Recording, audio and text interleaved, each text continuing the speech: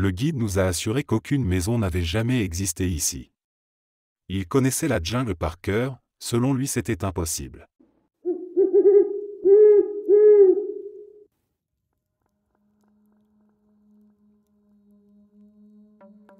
J'avais 6 ans quand mon arrière-grand-mère est décédée.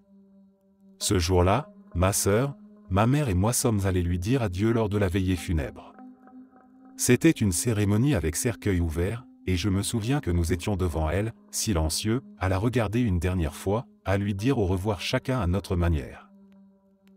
Quand on a décidé de partir, on s'est dirigé vers la porte d'entrée de la salle sauf qu'elle était fermée. Impossible de l'ouvrir. On a essayé encore et encore, rien à faire. On était coincé à l'intérieur du funérarium, seul avec le cercueil de mon arrière-grand-mère. Je revois encore la panique sur le visage de ma mère, qui tentait de garder son calme pour nous rassurer. On est resté enfermé là pendant une vingtaine de minutes, le temps semblait s'étirer, pesant. Puis, enfin, la réceptionniste nous a trouvés et nous a ouverts. Elle avait l'air surprise de nous voir là, et nous a demandé ce qu'on faisait enfermés. Ma mère lui a expliqué qu'on avait été coincés, que la porte était verrouillée. Et là, la réceptionniste nous regarde, un peu interloquée, et dit simplement « Cette porte, elle n'a pas de verrou ». Ma mère en parle encore aujourd'hui. Elle est convaincue que mon arrière-grand-mère ne voulait pas qu'on parte tout de suite. Comme si elle avait voulu qu'on reste un peu plus longtemps avec elle, pour un dernier moment. Moi, je n'ai jamais oublié ce sentiment étrange ce jour-là, coincé dans cette pièce, entre le réel et quelque chose d'inexplicable.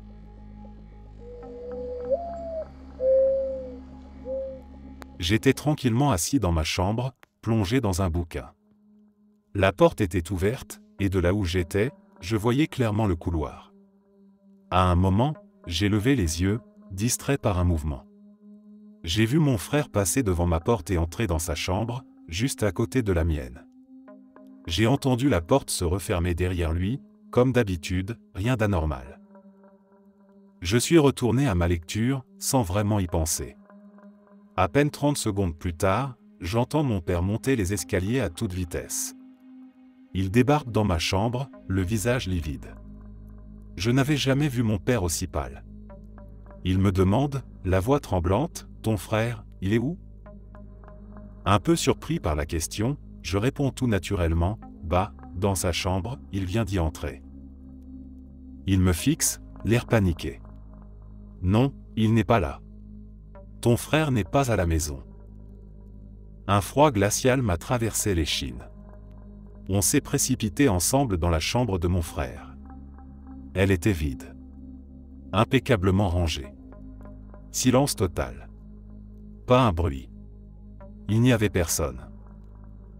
Et pourtant, j'étais certain de ce que j'avais vu. Mon père aussi, il l'avait vu. On n'en a jamais reparlé vraiment, mais on sait tous les deux que quelque chose a traversé ce couloir ce jour-là. Quelque chose qui ressemblait à mon frère, au point de nous tromper tous les deux.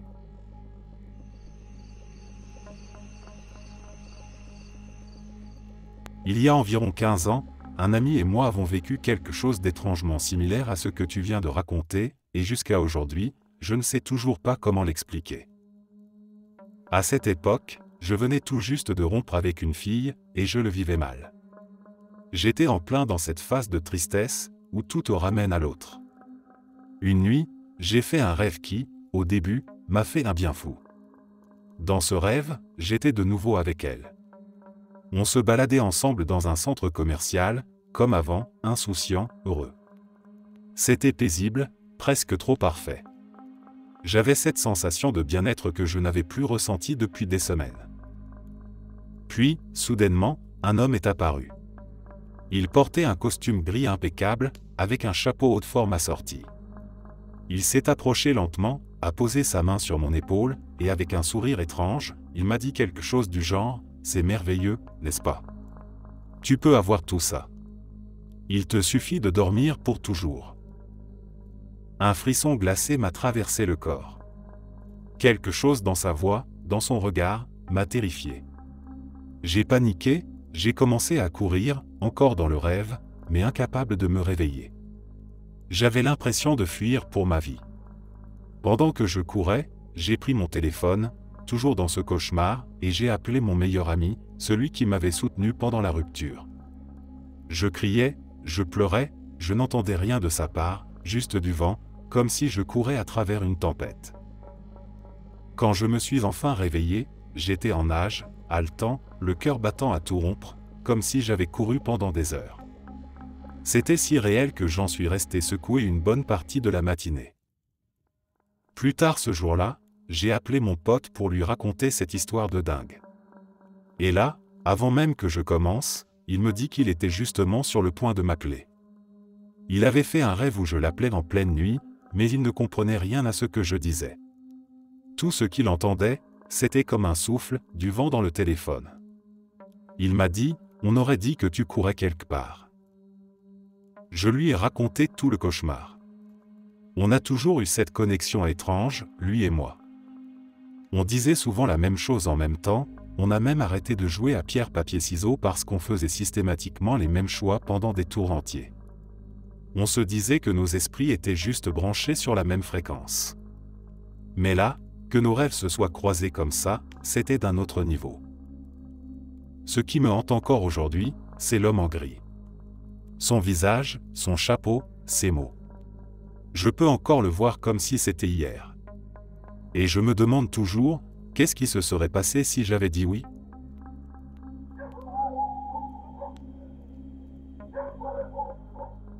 Un jour, mes parents et moi gardions la maison de nos voisins pendant qu'ils étaient en voyage. On s'occupait de leurs chiens, on vérifiait que tout allait bien, ce genre de truc. Rien d'inhabituel. Un après-midi, on était tous les trois là-bas, comme d'habitude. J'étais dans le salon, détendu, en train de regarder mon téléphone, quand j'ai vu quelqu'un monter les escaliers.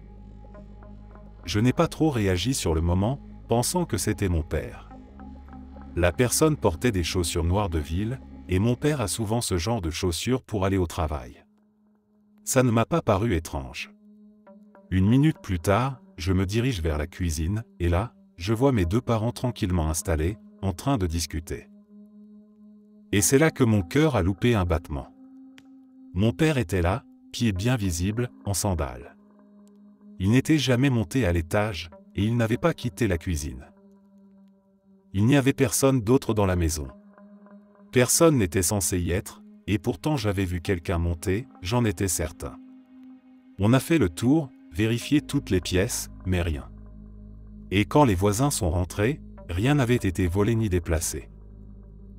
Je n'ai jamais su qui j'avais vu ce jour-là, ni pourquoi. Mais je n'oublierai jamais les pas sur les marches, ni ces chaussures noires disparaissant à l'étage.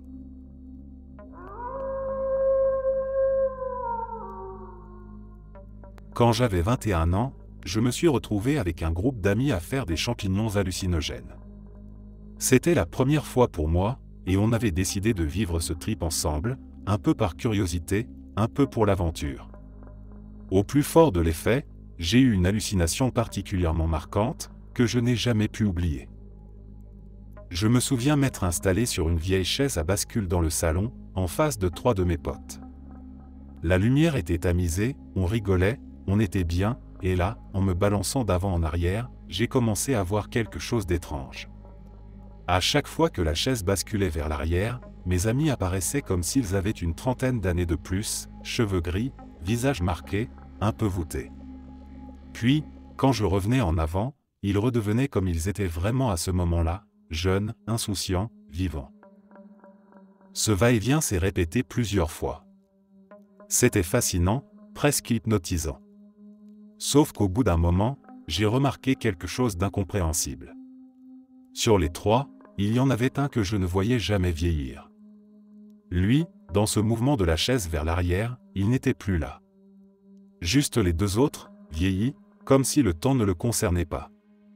J'ai changé de position, essayé de me convaincre que je me faisais des idées, mais rien n'y faisait, il disparaissait toujours dans cette version du futur. Ça a fini par me faire paniquer. Quand tu es sous champignon, ce genre de truc prend des proportions démesurées. J'ai commencé à tourner en rond dans ma tête, incapable de comprendre ce que ça pouvait signifier. J'ai perdu pied, littéralement, et j'ai fini par m'évanouir. Le lendemain, en me réveillant, j'en ai parlé rapidement au gars. On a rigolé, mis ça sur le compte du trip et c'est resté là, comme une anecdote bizarre d'une soirée entre potes. Mais 8 mois plus tard, ce même ami, celui que je ne voyais jamais vieillir, est mort dans un accident de moto. Ça m'a glacé le sang.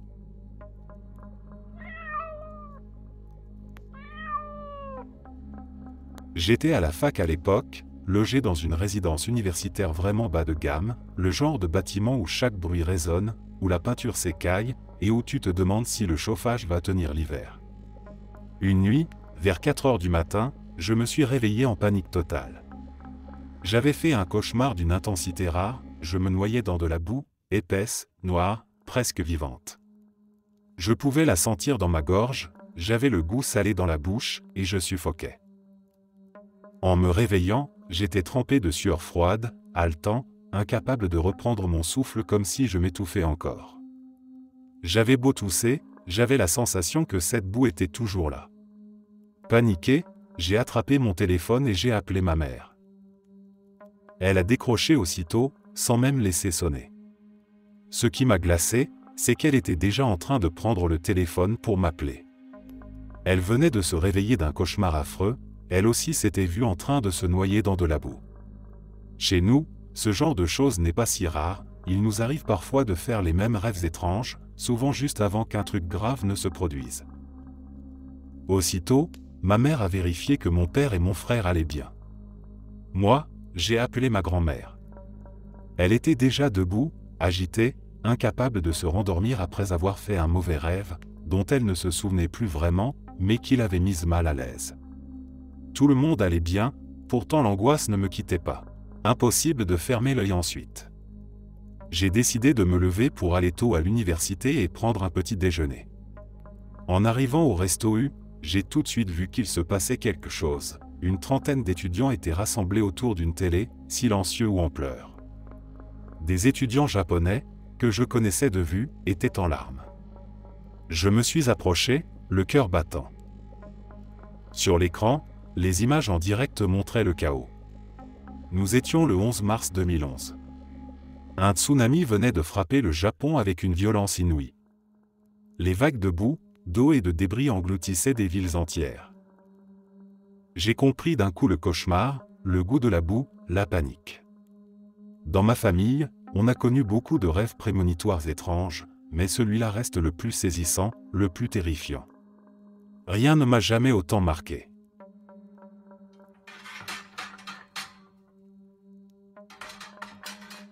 La chambre de mon frère et la mienne se trouvaient dans le même couloir, juste à gauche de la salle de bain. Une nuit, je me suis levé pour aller aux toilettes. Alors que je m'approchais de la porte, j'ai vu quelque chose passer très rapidement dans le couloir, comme si cette chose allait vers ma chambre. C'était flou, mais j'ai distinctement aperçu une silhouette vêtue d'une longue chemise blanche, avec de longs cheveux noirs. L'image n'a duré qu'une fraction de seconde. Pensant que c'était mon frère, je suis allé vérifier, mais sa chambre était vide, la mienne aussi. Je n'ai rien dit, pensant avoir mal vu à cause de la fatigue. Mais quelques semaines plus tard, une scène presque identique s'est produite. J'étais dans la salle à manger, tranquille, en train de regarder des vidéos sur YouTube. Mon frère montait dans sa chambre, puis je l'ai entendu m'appeler à voix haute, « Grand frère, t'es là ?» Je lui ai répondu, « Je suis ici, pourquoi tu regardes dans ma chambre ?» À peine ai-je dit ça que j'ai entendu la porte claquer violemment. Il est descendu, le visage complètement blême, les mains tremblantes. Il était visiblement secoué. Je lui ai demandé ce qui se passait, et il m'a raconté qu'en allant dans sa chambre, il avait vu quelque chose passer à côté de lui et se diriger vers la mienne. Pensant que c'était moi, il était allé vérifier. Quand je lui ai demandé ce qu'il avait vu, il m'a regardé et m'a dit « Tu ne vas pas me croire, mais j'ai vu passer quelque chose de blanc. » Je lui ai demandé si cette chose avait des cheveux noirs. Il a juste hoché la tête, complètement déboussolé. Depuis ce jour-là, ce souvenir me donne encore la chair de poule. Et ce n'était que le début de tout ce qui allait suivre dans ma chambre. Le premier truc étrange que j'ai vraiment noté, c'est que mes ampoules grillaient anormalement vite. Elles ne duraient qu'un mois ou deux, alors que normalement elles tiennent bien plus longtemps. Je n'ai pas trop paniqué à l'époque, pensant que c'était peut-être un souci de tension électrique ou de mauvaise qualité. Mais ensuite, les choses ont dégénéré. Les lumières se mettaient à s'éteindre et se rallumer sans raison. Je pouvais être en train de faire mes devoirs le soir, avec la lumière allumée, et d'un coup clac, tout s'éteignait, même si l'interrupteur restait en position allumée. Ce genre de choses, ma mère et mon frère les ont vécues aussi, donc je savais que je n'étais pas fou. Mon chien, un teckel qui adorait dormir avec moi, était toujours le premier à me suivre dans la chambre. Il connaissait notre routine et dès qu'il voyait que j'allais me coucher, il sautait sur mon lit. Une nuit, vers 2 heures du matin, on s'est couché comme d'habitude. J'étais très fatigué, mais je n'arrivais pas à dormir, un peu dans cet état entre la veille et le sommeil. Juste au moment où je sentais que j'allais m'endormir, j'ai senti mon chien se lever brusquement. Il a commencé à grogner et s'est approché de ma tête, d'habitude, il dormait à mes pieds. Je lui ai caressé la tête pour le calmer, pensant qu'il avait été dérangé par un bruit, mais il s'est mis à aboyer violemment, prêt à bondir hors du lit. J'ai essayé de le retenir, mais il était tendu, figé. J'ai compris qu'il y avait vraiment quelque chose. Il regardait fixement un coin du plafond, là où le mur se rejoignait avec le plafond, et il grognait, aboyant comme s'il voulait attaquer. J'ai regardé là où il fixait. C'était bizarre, toute la pièce était sombre, mais ce coin-là semblait encore plus obscur que le reste, presque comme s'il avalait la lumière. J'ai bondi pour allumer la lumière, et aussitôt, mon chien s'est arrêté net. Calme, mais toujours tendu. Après cette nuit, tout a changé. Mon chien ne voulait plus dormir avec moi. Plus question de suivre notre rituel du soir. Je le posais sur le lit, il descendait aussitôt et s'asseyait près de la porte, me regardant, comme pour me dire qu'il voulait sortir. Il évitait ma chambre, il évitait mon lit. Quand j'ai commencé la fac, j'avais souvent des longues pauses entre les cours. Je rentrais manger à la maison, puis je faisais une sieste avant de retourner en cours. C'est à ce moment que les choses sont devenues encore plus oppressantes. Chaque fois que je m'endormais dans ma chambre, j'étais victime de paralysie du sommeil. Si ce n'était pas ça, c'était des cauchemars sombres, ultra réalistes, avec une sensation constante de présence dans la pièce. Parfois les deux en même temps. J'ai fini par ne plus vouloir dormir dans ma chambre. Je suis passé au canapé du salon, pensant que ce serait mieux, mais les cauchemars ont suivi. J'étais à bout, alors j'ai décidé de ne plus rentrer dormir. Je mangeais vite fait, puis je repartais. Être à la maison m'angoissait, surtout dès que je regardais vers ma chambre. J'avais constamment ce sentiment que je n'étais pas seul, que quelque chose me regardait.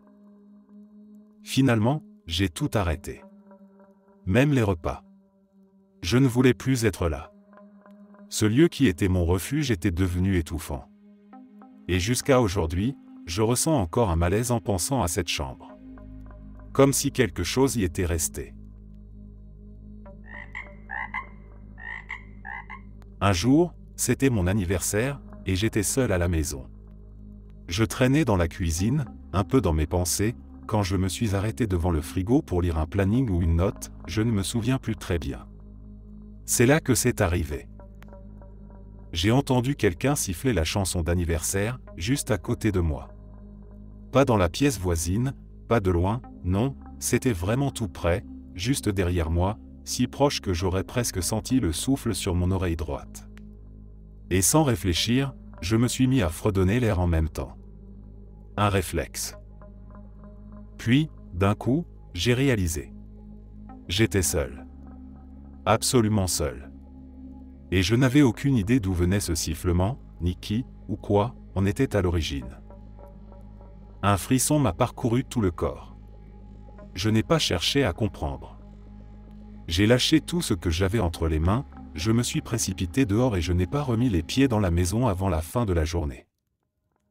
J'y repense parfois, et franchement, je n'arrive toujours pas à trouver une explication rationnelle. Dans le Colorado, il y a un endroit appelé Rocky Flat. À l'époque, c'était là qu'on fabriquait les cœurs en plutonium pour les bombes nucléaires. Officiellement, c'est fermé aujourd'hui. Plus rien ne s'y passe. Enfin, en théorie. Ce site se trouve juste à côté d'une autoroute qui relie les villes de Golden et Boulder, deux villes universitaires. Une nuit, pendant mes années à la fac, je roulais sur cette autoroute. Il devait être 2 heures du matin, pas une voiture à l'horizon, ce qui est normal à cette heure-là. Il faisait noir, vraiment noir, et le calme pesait lourd. Je roulais tranquille, un peu fatigué, la tête encore pleine de la soirée bien intense que je venais de vivre. Puis j'arrive en haut d'une colline, pas loin de Rocky Flat. Et là, je tombe sur un spectacle surréaliste. Des tonnes de lumière clignotantes, un convoi immense, lent, qui occupe pratiquement toute la largeur de la route. Au centre, un camion plateau énorme, transportant un truc massif, recouvert d'une bâche. Impossible de voir ce que c'était, mais le tout ressemblait à un décor tout droit sorti d'un film de science-fiction, genre « Rencontre du troisième type ». Tout avançait lentement, à peine 8 km/h. Je commence à stresser. J'étais seul, il était tard, j'avais clairement eu une soirée agitée, et là je tombe sur ça. Je me demande si je suis en train de rêver ou si je suis juste tombé sur un truc que je n'aurais jamais dû voir. Et là, sans prévenir, un klaxon monumental, un avertisseur de police si fort que j'en ai senti mes os vibrer, résonne dans toute la vallée. D'un coup, tous les phares m'éblouissent. Une lumière blanche partout. J'ai même pas réfléchi. J'ai planté un demi-tour en plein milieu de l'autoroute et j'ai appuyé sur l'accélérateur comme jamais. Je ne sais pas ce qu'il transportait cette nuit-là. Franchement, je ne veux même pas le savoir. Mais je peux te dire que ce n'était pas un simple transport de marchandises. Pas à 2 heures du mat, pas avec ce genre de convoi, pas avec un avertisseur qui te fait trembler l'âme.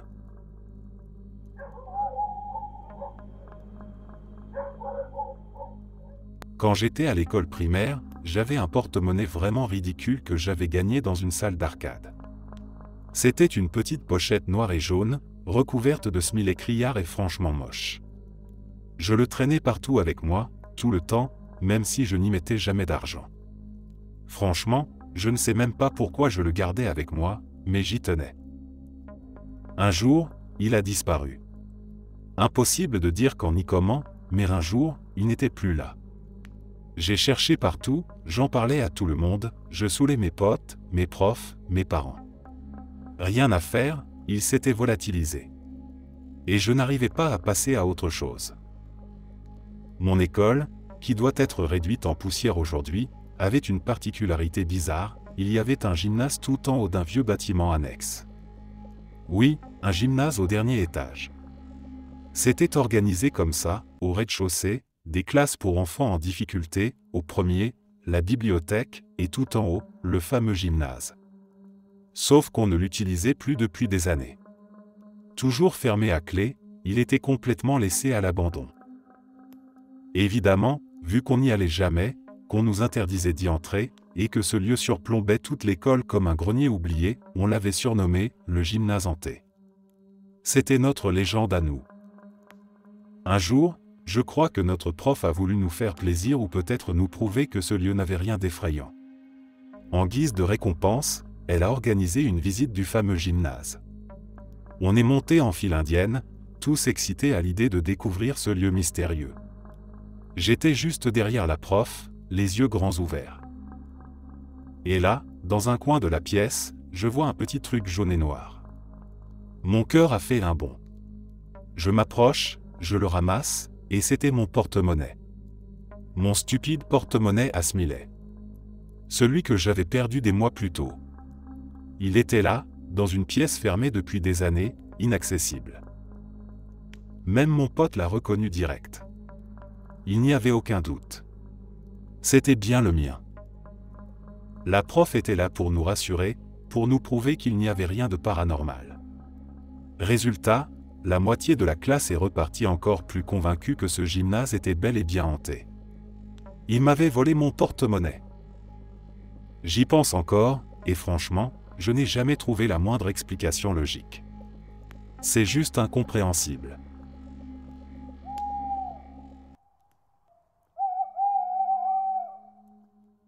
J'étais malade, en pleine année de terminale ou de première, je ne me souviens plus exactement. Ce jour-là, j'étais seul à la maison, affalé dans ma chaise de bureau, en train de jouer à Skyrim pour tuer le temps. Rien de plus banal. Mon chien, qui d'ordinaire était totalement indépendant, pas du genre câlin, ni à traîner dans mes pattes, est soudain entré dans ma chambre et s'est couché en silence, fixant la porte grande ouverte. Déjà, ça m'a mis mal à l'aise. Ce n'était pas du tout dans ses habitudes. Le voir agir comme ça m'a immédiatement tendu. Alors j'ai refermé la porte, histoire de me rassurer, et je me suis replongé dans mon jeu, même si j'avais du mal à rester concentré. À peine 3 minutes plus tard, j'ai entendu une voix. Celle de ma mère, m'appelant, clairement, distinctement, comme si elle était dans le couloir. Sauf qu'elle était censée être au travail, elle était prof, donc à cette heure-là, elle ne pouvait absolument pas être à la maison. J'ai littéralement gelé sur place. Une panique froide m'a saisi. J'ai baissé le volume de la télé jusqu'à 0, retenant ma respiration, espérant que le silence me donnerait une réponse. Mon chien, lui, était immobile, oreilles dressées. Et là, bang. Le bruit d'une porte qui claque à l'étage, celle de la chambre de mes parents. Viol, sec. Je suis resté figé, incapable de bouger. Je n'ai pas quitté ma chambre, je n'ai pas fait un bruit. J'ai attendu toute la journée dans le silence le plus complet, avec cette peur sourde qui ne me lâchait pas. J'ai attendu que ma mère rentre. Quand elle est enfin arrivée, je lui ai demandé, le cœur battant, si elle était passée à la maison dans la journée. Elle m'a regardé, étonné, et m'a répondu non, qu'elle avait été au travail toute la journée. Rien que d'en reparler, j'ai encore cette sensation de malaise. C'est un des moments les plus terrifiants de ma vie. Parce que je sais que j'ai entendu sa voix. Et qu'il n'y avait personne.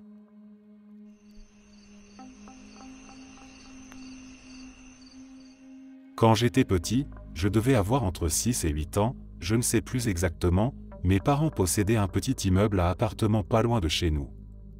Ils le louaient à quelques familles, dont un jeune couple que je connaissais bien. La femme du couple avait ses parents qui habitaient dans notre quartier, à un pâté de maison. Leur petit frère et moi, on était copains, on jouait souvent ensemble, et j'allais régulièrement chez le couple pour passer du temps. Je me souviens d'un moment très précis, leur fils allait fêter son anniversaire, je crois que c'était son tout premier parce qu'ils en parlaient tout le temps, comme si c'était un grand événement. Ils prévoyaient une grosse fête chez les parents de la femme, et comme c'était juste à côté, j'avais demandé à mes parents si je pouvais y aller. Leur réponse m'a marqué, ils m'ont dit non, mais d'une manière un peu moqueuse, pas méchante, comme une blague. Ils m'ont dit qu'ils allaient servir du canard au lieu du poulet, et je détestais le canard quand j'étais enfant. Je me souviens très bien que ça m'avait vraiment contrarié, j'étais déçu de ne pas pouvoir y aller, et j'y ai pensé pendant des jours. Quelques jours après la fête, j'étais de retour chez le couple. Ils venaient tout juste de récupérer les photos de l'anniversaire, c'était encore des pellicules à l'époque. Ils étaient tout excités, feuilletaient les tirages, riaient. J'ai dit sans réfléchir, j'aurais aimé être là. Et là, la femme me regarde, interloquée, qu'est-ce que tu racontes? Tu y étais. Regarde, t'es là, sur la photo. Elle me montre l'image, et effectivement, j'étais là. Sur la photo. Je ne rigolais pas, je n'étais pas juste en arrière-plan. J'étais bien présent, au milieu des autres, comme si j'avais été là tout le temps. Ça m'a coupé le souffle. J'étais persuadé de ne pas y être allé. J'ai même demandé à ma tante, à l'époque, si j'y étais. Elle m'a confirmé que non, je n'y étais pas allé. Mais mon ami, le petit frère, lui, m'a dit l'inverse, que j'étais là, qu'on avait joué ensemble pendant la fête. Et pourtant, je n'ai aucun souvenir d'y avoir mis les pieds. Rien. Le vide total. Ce souvenir m'a toujours dérangé, comme une pièce qui ne rentre dans aucun puzzle. J'en ai reparlé récemment avec ma tante, pour voir si elle s'en souvenait. Mais elle a tout oublié. Moi, non. Je n'ai jamais oublié. Et je n'ai jamais compris ce qui s'est réellement passé.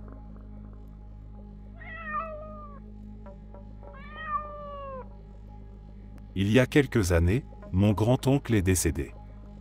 Après les funérailles, peut-être le lendemain, je ne me souviens plus exactement, un petit groupe de proches, dont moi, sommes allés dîner ensemble pour entourer ma grande-tante, qui venait tout juste de perdre son mari. L'ambiance était lourde mais apaisée, on essayait d'être là pour elle, de lui changer un peu les idées. Pendant le repas, alors que tout le monde parlait doucement, elle a reçu un appel sur son téléphone. Dès qu'elle a vu l'écran, son visage est devenu livide. Plus un bruit à la table. Elle a décroché, silencieuse, puis a raccroché aussitôt, tremblante. L'appel venait de mon grand-oncle. De son numéro. Le même homme que nous venions d'enterrer. Personne ne parlait. Elle a simplement dit que personne ne répondait de l'autre côté. Et son téléphone, à lui, était resté à la maison, posé sur la table, vide, sans personne à l'intérieur. Je n'ai jamais vu une table se figer aussi vite. Tout le monde était glacé. Ce moment nous a tous marqués, comme une dernière présence, ou un message qu'on ne comprendra jamais.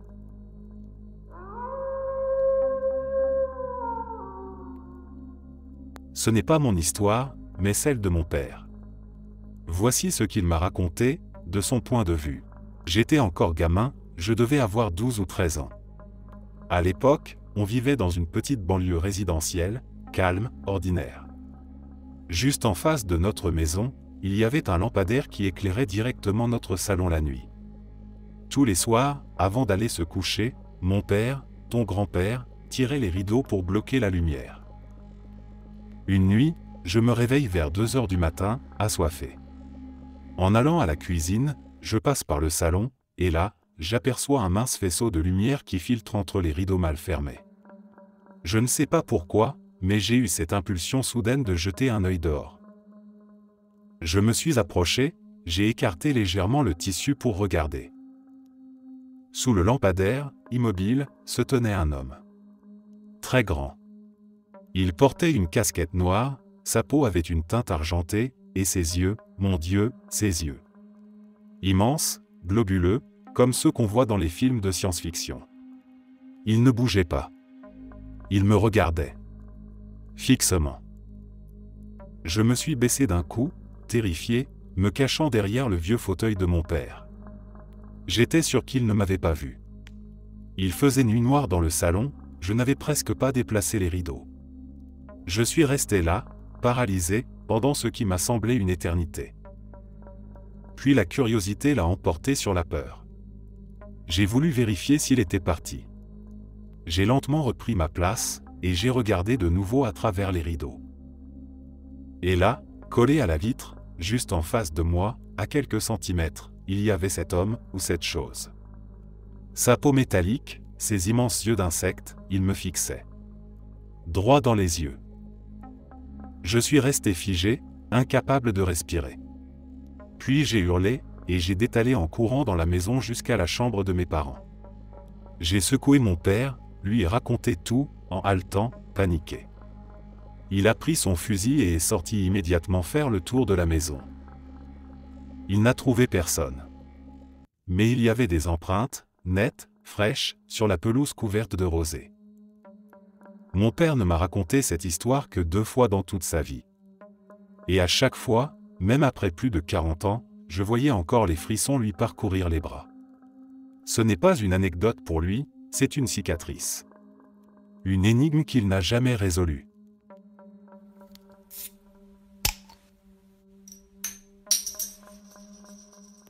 Quand j'étais en CE2, je me souviens m'être réveillé en pleine nuit, sans raison apparente.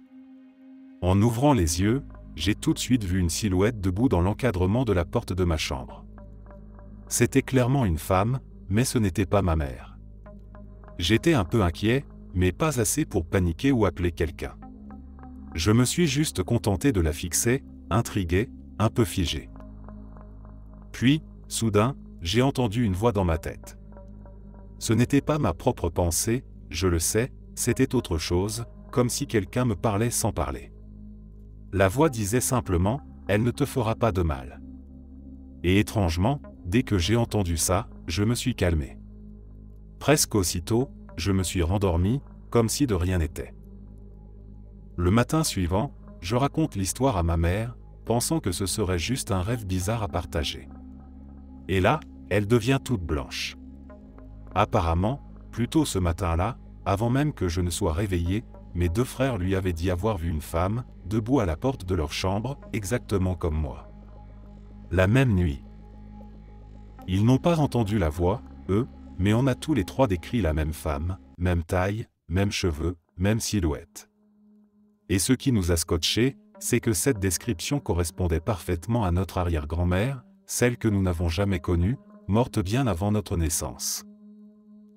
Ma mère était vraiment troublée, presque bouleversée.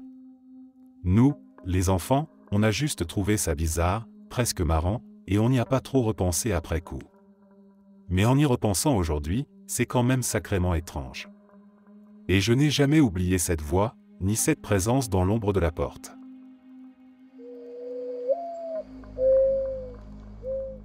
Ce n'est pas mon histoire à moi, mais celle de ma grand-mère et de ma mère. J'étais tout petit à l'époque, peut-être 5 ou 6 ans.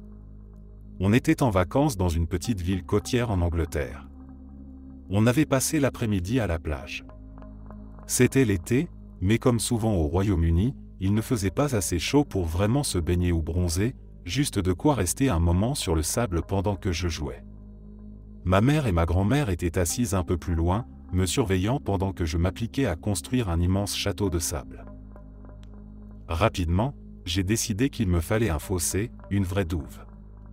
Alors j'ai passé mon temps à courir jusqu'à la mer pour ramener de l'eau, frustré de voir qu'à chaque fois, tout s'absorbait dans le sable avant même d'atteindre le château. J'étais concentré, perdu dans mon monde d'enfant. La plage était calme. Il y avait quelques familles, quelques personnes seules qui prenaient le soleil ou allaient nager, mais tout le monde était bien espacé. Et puis, un homme est arrivé. Ma mère et ma grand-mère l'ont tout de suite remarqué. Pas parce qu'il faisait quelque chose de bizarre, non. Il était banal, vraiment. Dans la trentaine ou quarantaine, cheveux bruns, peau claire, taille moyenne, corpulence normale. Mais elles ont senti quelque chose. Elles ne sauraient pas l'expliquer. Ma grand-mère, plus tard, a juste dit, il avait des yeux perçants. Et malgré son allure ordinaire, elle ne pouvait pas s'empêcher de le surveiller. L'homme s'est installé à quelques mètres de moi, sur le sable. Il jouait avec le sable, le laissait couler entre ses doigts, silencieux. Ma mère et ma grand-mère continuaient à discuter, mais l'une comme l'autre gardait les yeux rivés sur lui, un malaise diffus dans le ventre. Au bout d'un moment, l'homme s'est mis lui aussi à construire un château de sable. Et là, quelque chose a basculé. Ma mère a ressenti un déclic, une alerte intérieure. Elle m'a appelé immédiatement et m'a dit qu'on s'en allait. Moi, j'étais furieux, je ne voulais pas partir, j'étais en plein dans ma création. Mais elle n'a rien voulu entendre. Plus tard, elle m'a expliqué que ce qui l'avait dérangé, c'était la façon dont l'homme semblait vouloir attirer mon attention. Il imitait mes gestes, jouait comme un enfant. C'était peut-être une coïncidence, ou peut-être pas. Elle n'avait aucune preuve, juste cette intuition qu'elle ne pouvait pas ignorer. Elle avait eu peur d'être paranoïaque, mais elle avait préféré écouter ce sentiment. Les vacances se sont poursuivies sans incident. On ne l'a plus revu. Du moins, pas en vrai. C'est quelques semaines plus tard que son visage est apparu dans les journaux et aux infos. Il venait d'être arrêté pour l'enlèvement d'une petite fille. Une fillette de mon âge. Je me souviens avoir essayé, bien des années plus tard, de retrouver l'affaire en ligne, mais sans succès. Ça devait être dans les années 90, et je suppose que l'enfant a été retrouvé, vu que ça n'a pas laissé de traces durables. Il faudrait que je redemande à ma grand-mère si elle se souvient du lieu exact, car ma mère est décédée peu après cette histoire, et je ne peux plus lui poser la question. Mais ce que je sais, c'est que, ce jour-là, leur instinct nous a peut-être sauvés.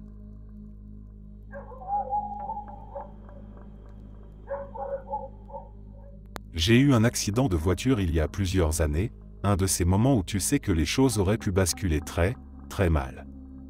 J'étais au volant, fatigué, et j'ai fini par m'endormir brièvement. Juste ce qu'il fallait pour manquer un virage en T. À ce moment-là, je roulais à environ 80 km/h et je suis sorti de la route, droit vers une zone boisée. Mais là, une sorte de miracle s'est produit. Sur mon chemin se trouvait un câble de soutien de poteau téléphonique, ces gros câbles en acier qu'on ancre au sol à 45 degrés pour stabiliser les poteaux. Ce câble a absorbé la majeure partie de l'énergie de l'impact. Pour te donner une idée de la violence, il a littéralement découpé le devant de ma voiture sur près de 60 cm, tranchant la batterie en deux. La force de l'impact m'a pivoté à 90 degrés, et la voiture est partie en tonneau dans la pente boisée. Elle a roulé environ 3 fois, avant de s'immobiliser sur le toit. Et malgré tout ça, j'ai miraculeusement évité tous les arbres. J'étais attaché, et j'ai réussi à m'extraire de la carcasse, indemne. Pas une égratignure. J'ai rassemblé mes affaires, repris mes esprits, et je suis rentré à pied chez moi, à environ 3 km de là. Il devait être 2 heures du matin, pas de téléphone portable à l'époque. C'était irréel, comme si je marchais dans un rêve. C'est en rentrant que j'ai remarqué quelque chose d'encore plus étrange. Sur ma cuisse droite, au milieu du pantalon en toile que je portais, il manquait un carré parfait de tissu. Un carré d'environ 2,5 cm de côté, découpé net, comme si quelqu'un l'avait taillé avec un scalpel. Ma peau, en dessous, n'avait rien. Aucun bleu, aucune coupure. Juste un vide dans le tissu. C'était surréaliste. Presque angoissant. Le lendemain, je suis retourné sur les lieux. Le câble avait cédé. Le poteau tenait encore debout, mais la tension avait été si forte qu'il avait été déplacé de 15 cm dans le sol avant de revenir en place.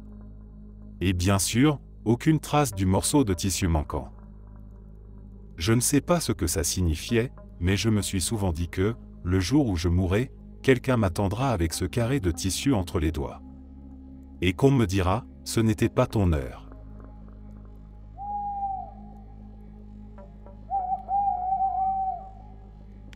Je devais être en CM2, quelque chose comme 10 ans, quand c'est arrivé. Je me souviens que j'étais assis sur le canapé, à regarder la télé avec mon père. Il était autour de 22 heures, l'heure classique où mon père, fidèle à lui-même, s'endormait dans son fauteuil inclinable, la télé encore allumée.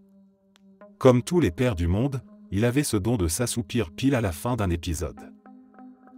Avec lui qui dormait profondément, je m'étais dit que je pouvais bien rester encore un peu à regarder la télé avant d'aller me coucher moi aussi. Tout était calme, la lumière bleutée de l'écran était la seule chose qui bougeait dans la pièce. Puis, sans prévenir, je l'ai entendu. Un rire. Mais pas n'importe lequel. Un rire de clown. Clair, net, et tellement distinct que je me souviens du son comme si c'était hier. Il venait de la pièce derrière moi, celle dont la porte était entrebâillée, et qui était plongée dans le noir. Le genre de rire aigu, grinçant, à la fois enfantin et terriblement malsain. J'ai été tétanisé sur place. Impossible de bouger. Mon cœur battait si fort que j'entendais presque ses battements dans mes oreilles. J'ai fini par me tourner lentement, espérant que c'était mon imagination. Mais non, il n'y avait rien, juste l'obscurité. Au bout de ce qui m'a semblé une éternité, j'ai trouvé la force de me lever et de secouer doucement mon père pour le réveiller. Encore à moitié endormi, il m'a écouté me débattre avec mes mots, lui expliquant ce que j'avais entendu. Il a haussé les épaules, a marmonné quelque chose comme « T'as dû rêver, va te coucher », puis s'est réinstallé dans son fauteuil. Je ne lui en ai jamais voulu de ne pas m'avoir cru. Mais moi, je le sais.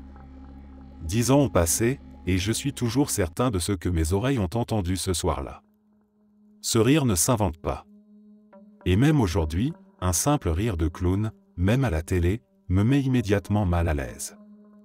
Parce que je sais qu'une fois, dans cette pièce sombre derrière moi, j'ai entendu quelque chose, et ce n'était pas mon imagination.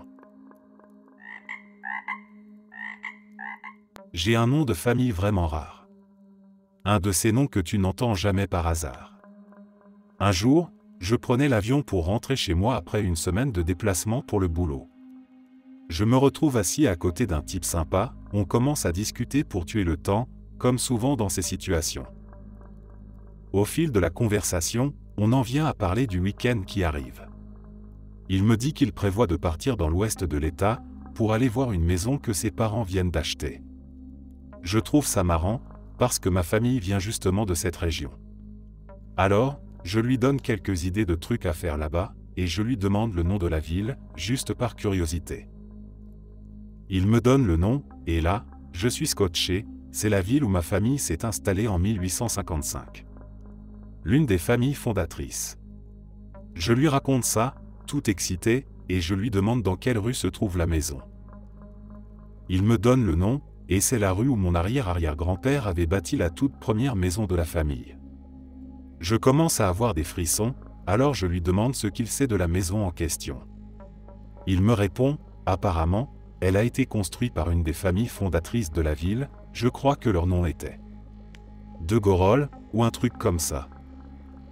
Je le regarde sans rien dire, je sors mon billet d'avion de ma poche et je le lui tends. Il lit mon nom à haute voix, bordel de merde. On est restés complètement bouche bée, tous les deux, incapables de sortir un mot. Une coïncidence pareille, c'est irréel. C'était comme si, juste par hasard, l'histoire de ma famille m'avait rattrapé en plein vol.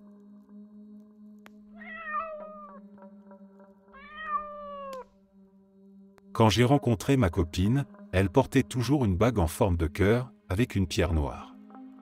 Elle y tenait beaucoup, mais il y avait quelque chose de bizarre avec cette bague. Bien qu'elle lui allait parfaitement, bien ajustée, elle tombait parfois sans raison, et on la retrouvait toujours dans des endroits étranges, plusieurs jours plus tard, comme si elle disparaissait de son propre chef. Un jour, elle a décidé de la passer sur un cordon en cuir et me l'a donnée pour que je la porte autour du cou. Le collier était court, serré, et il fallait forcer un peu pour le passer par-dessus ma tête. On plaisantait là-dessus, au moins, cette fois, elle ne risquait plus de se perdre. Quelques mois plus tard, on vidait la maison de vacances familiale, qu'on venait de vendre. C'était à 2 heures de chez nous, et pendant qu'on chargeait des meubles dans la remorque, je devais avoir cassé le cordon et perdu la bague. On ne s'en est rendu compte qu'en rentrant. On a fouillé la remorque de fond en comble pendant le déchargement, rien. La maison étant vendue, on ne pouvait même pas retourner sur place pour chercher. Cette fois, c'était clair, la bague était perdue pour de bon. 2 ans passent. Un jour, mon père tond la pelouse avec le tracteur tondeuse. Il se rend dans le paddock pour vider l'herbe coupée. Il descend, vide le bac, puis remonte pour repartir. Et là, au moment de saisir le levier de vitesse, il sent quelque chose le gêner sous la main, comme une petite griffure. La bague. Posée là, parfaitement en équilibre sur le levier, avec le cordon de cuir enroulé autour, intact, pas cassé. Il était seul, en plein milieu du champ. Aucun moyen de comprendre comment la bague s'était retrouvée là, à 150 km de l'endroit où elle avait disparu, 2 ans plus tôt.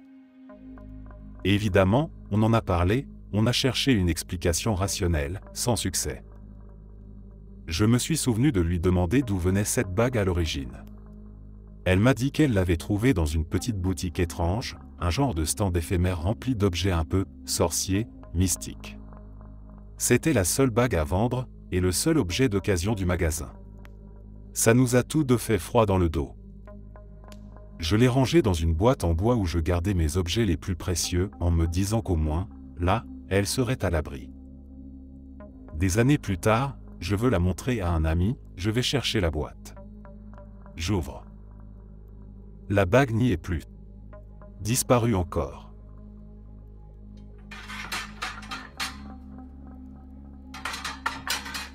À une période vraiment difficile de ma vie, j'étais au bout du rouleau. Je me souviens m'être garé avant d'aller au travail, complètement submergé. J'étais dans ma voiture, en larmes, essayant de tout laisser sortir avant de devoir mettre un masque et faire semblant que tout allait bien. Je devais prendre une grande décision, une de celles qui changent tout, et j'étais paralysé par le doute. Le désespoir m'a poussé à parler à voix haute, sans vraiment savoir à qui je m'adressais. Je t'en supplie, donne-moi un signe. Juste ça. Je ne suis pas croyant, je n'ai jamais vraiment cru à ces choses-là. Mais à ce moment-là, j'avais besoin que quelque chose, n'importe quoi, me réponde. Et là, je vous jure que c'est vrai, la chanson qui passait à la radio, que je n'avais jamais entendue auparavant, prononce mon prénom. Pas un prénom courant, pas un truc qu'on entend tout le temps. Le mien. Je suis resté figé. J'ai cru que je devenais fou. Je suis allé chercher les paroles sur Google, pensant que j'avais mal entendu. Mais non. Non seulement le prénom était bien là, mais en plus, tout dans cette chanson parlait exactement de ce que j'avais besoin d'entendre. C'était comme si chaque mot avait été écrit pour moi, pour ce moment précis. Je ne suis toujours pas religieux, mais ce jour-là, je crois que l'univers, ou Dieu, ou quelque chose, m'a répondu. M'a tendu la main. Et je ne pourrai jamais l'expliquer, mais ce signe-là, je ne l'oublierai jamais.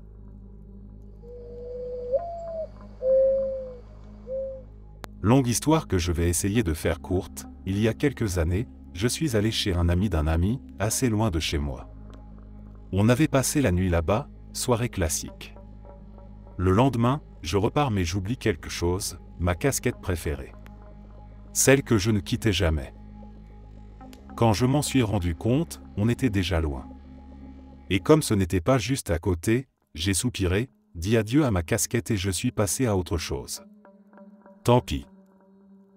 Avance rapide de 5 ou 6 mois.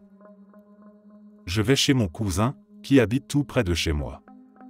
Je le cherche, je ne le trouve pas, alors je vais jeter un œil dans sa chambre. Et là, en plein milieu de la pièce, posée comme si quelqu'un venait de la déposer là, je vois ma casquette. Celle que j'avais perdue, sans l'ombre d'un doute. Je la prends, un peu choqué, je la regarde, et à l'intérieur, cousu dans la doublure, mon prénom. Impossible de me tromper. J'appelle ma tante, je lui demande si elle sait d'où vient cette casquette. Elle me regarde, surprise, et me dit qu'elle n'en a aucune idée. Elle ajoute qu'elle avait nettoyé la chambre plus tôt dans la journée, et que la casquette n'y était pas. Personne d'autre n'était entré dans la maison depuis. Rien n'expliquait sa présence. Je reprends la casquette, un peu sonnée. Quand mon cousin rentre enfin, je lui en parle. Il n'a aucune idée de ce que je lui raconte, il n'a jamais vu cette casquette avant. Je précise que les gens chez qui j'ai perdu la casquette et la famille de mon cousin ne se connaissent pas. Ils n'ont jamais eu le moindre contact, et probablement ne se croiseront jamais. Il n'y a absolument aucun lien entre ces deux mondes. Et pourtant, ma casquette m'a retrouvé. Je ne sais toujours pas comment c'est arrivé. Même aujourd'hui, j'y pense parfois et je reste sans voix. Le mystère reste entier, et je n'ai jamais vécu un truc aussi inexplicable.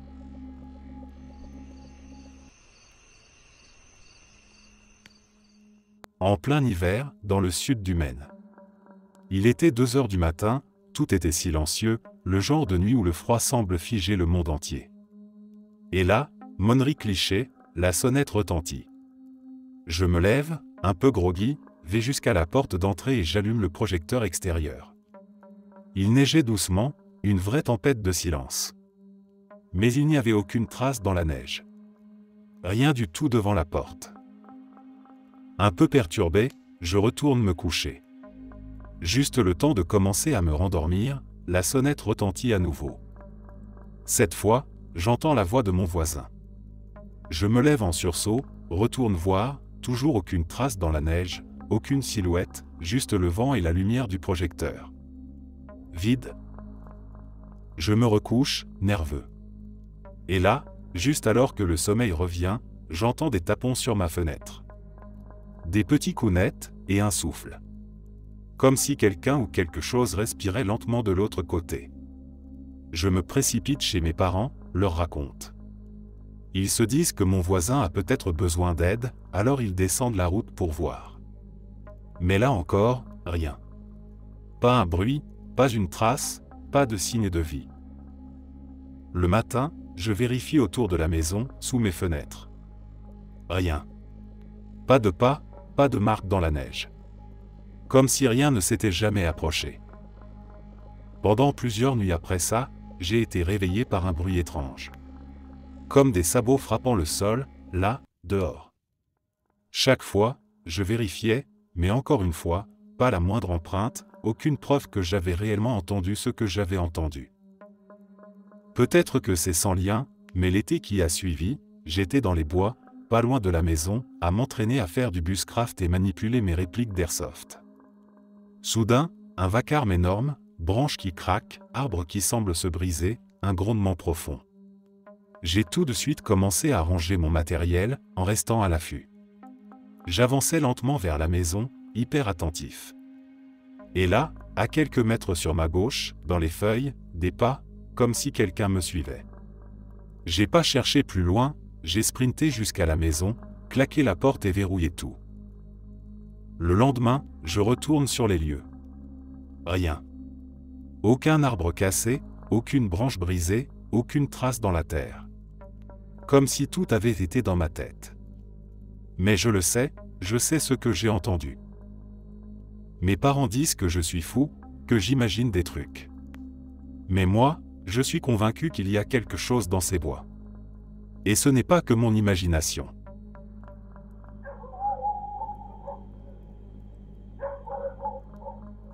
Et déjà partagé une de mes histoires, mais celle de mon père, elle est d'un tout autre niveau, bien plus glaçante. C'était au début des années 2000. Mon père travaillait pour une entreprise d'aménagement intérieur haut de gamme, il y travaille encore aujourd'hui, mais dans une autre boîte. À cette époque, j'étais encore tout petit, à peine un bambin. Un jour, son patron a reçu une candidature d'une femme qui prétendait faire du vaudou. Elle voulait un poste dans l'entreprise. Évidemment, la demande a été refusée, poliment mais fermement. Mais cette femme n'a pas apprécié. Elle a appelé l'entreprise, furieuse, et elle a dit au téléphone qu'elle maudissait l'endroit. Personne ne l'a prise au sérieux. Des gens un peu étranges, on en croise, et ça n'a inquiété personne plus que ça. Peu de temps après, mon père a fait un rêve. Il se rendait à son travail, comme d'habitude, sauf qu'en arrivant devant la porte de l'entreprise, un écriteau était affiché, fermé suite au décès d'un employé. Il a trouvé ça bizarre, mais a vite oublié ce cauchemar, pensant que c'était juste un mauvais rêve de plus. Mais pas longtemps après, l'impensable s'est produit. Une de ses collègues est décédée subitement dans son sommeil. Elle était enceinte, et apparemment, le poids de son bébé avait comprimé une artère vitale pendant la nuit. Elle ne s'est jamais réveillée. Puis c'est ma mère qui a fait une fausse couche. J'ai toujours cru que j'aurais eu un petit frère, mais mes parents m'ont dit qu'ils ne connaissaient pas le sexe du bébé. N'empêche, moi, j'ai toujours eu ce sentiment qu'un frère aurait dû être là. Et quelques années plus tard, un autre drame. Le fils du patron est mort dans son sommeil, victime d'un AVC. Et là où ça devient vraiment troublant, c'est que tous ceux qui travaillaient dans l'entreprise à l'époque de la fameuse malédiction ont perdu un enfant, d'une manière ou d'une autre. Coïncidence ? Peut-être. Mais même avec le recul, cette histoire me donne des frissons. Quelque chose s'est passé ce jour-là, et je crois que personne ne s'en est vraiment remis.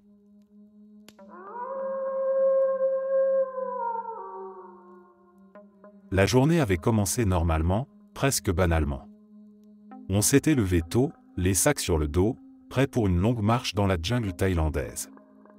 Le genre d'endroit qu'on voit dans les documentaires, une nature dense, encore sauvage, où l'humain semble tolérer, mais jamais chez lui. L'objectif était clair, observer la faune, découvrir des coins reculés, s'émerveiller un peu. On était un groupe d'une dizaine, encadré par un guide local, habitué au lieu, qui nous menait d'un bon pas sur des sentiers invisibles aux non-initiés. Au début, tout allait bien. L'air était lourd, chargé d'humidité, et les sons de la jungle formaient une sorte de bourdonnement constant. On avançait, concentré, attentif. Au fil des heures, l'excitation a laissé place à la fatigue, mais aussi à la curiosité. Avec un autre randonneur, on s'est laissé distancer. Pas par négligence, juste happé par l'environnement. On s'arrêtait pour observer, écouter, essayer de capturer l'instant. Et puis, sans vraiment s'en rendre compte, on a perdu le groupe. Au début, on ne s'est pas inquiété. On pensait pouvoir les rattraper facilement, il suffisait de suivre le chemin. Mais très vite, on a compris que le chemin avait disparu. Tout autour de nous, des arbres, des racines, des lianes, du vert à l'infini. On a tourné, appelé, attendu. Rien. Le temps s'est étiré. Impossible de savoir depuis combien de temps on marchait. La fatigue devenait lourde, l'air pesait sur nos épaules. Et soudain, au milieu de tout ça, des lumières sont apparues. Faibles, tremblantes, mais bien réelles. On a accéléré, soulagé à l'idée d'avoir enfin trouvé une trace humaine. Mais en approchant, quelque chose nous a frappés. Ces lumières n'étaient pas sur le sol. Elles étaient suspendues, là-haut. On a levé les yeux et ce qu'on a vu nous a coupé le souffle. Une maison. Une véritable maison, perchée entre les arbres, maintenue par un enchevêtrement de racines épaisses et de lianes. Elle semblait en parfait état, comme si elle avait été construite là récemment. Les lumières dansaient à l'intérieur, douces, chaleureuses. C'était irréel. Sans vraiment réfléchir, poussé par une forme de fascination étrange, on a commencé à grimper. Les racines formaient une sorte d'échelle naturelle. Arrivé sur ce qui semblait être une terrasse, on a pénétré dans la maison. À l'instant où l'on est entré, tout a basculé. Les lumières se sont éteintes d'un coup, comme si notre présence avait tout figé. L'intérieur était sombre, silencieux.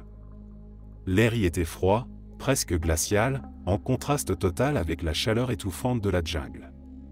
Tout semblait vieux, abandonné depuis longtemps. Des meubles recouverts de poussière, des objets d'un autre temps, des murs rongés par l'humidité. On a marché doucement, presque à tâtons, le cœur battant. Il y avait quelque chose de pesant, une présence, ou peut-être juste une impression. On ne sait pas vraiment. Ce n'était pas un endroit où rester. On est ressorti sans un mot, et on a redescendu. À peine revenu au sol, des voix se sont fait entendre. On a reconnu les cris du groupe, qui nous cherchait. On a couru vers eux, soulagés, encore sous le choc.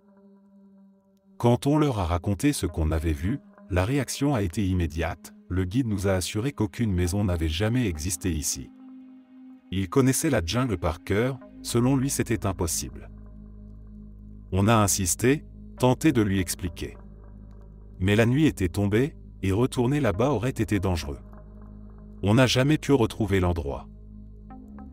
Depuis, je repense souvent à cette maison. Suspendue, intacte et silencieuse. On l'a vue. On y est entré. Mais maintenant, elle n'existe plus. Ou peut-être, elle n'existe que pour ceux qui se perdent. Merci d'être resté jusqu'à la fin. N'oubliez pas d'aimer la vidéo, de vous abonner et de partager vos propres histoires en commentaire. On se retrouve demain à la même heure devant ce feu.